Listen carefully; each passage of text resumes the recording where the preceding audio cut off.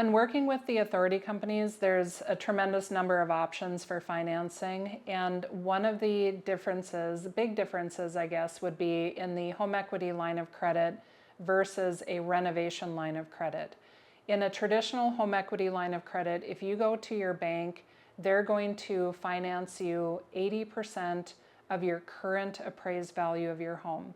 So whatever the value is of your home today, they're going to finance you 80% of that, and then they'll take away the amount that you owe on your mortgage, and they'll give you that difference.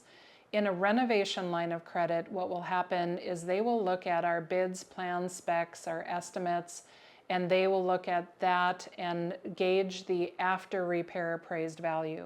So the after repair appraised value, they will borrow up to 90% of that, and then they will give you the difference between that and your mortgage.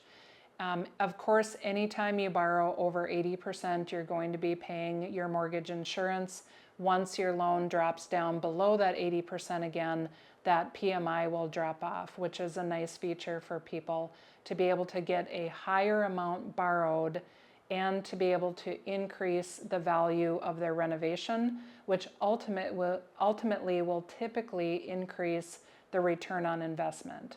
So borrowing it with a home equity line of credit versus a renovation line of credit are very, very different tools, and we help you find the best fit for you.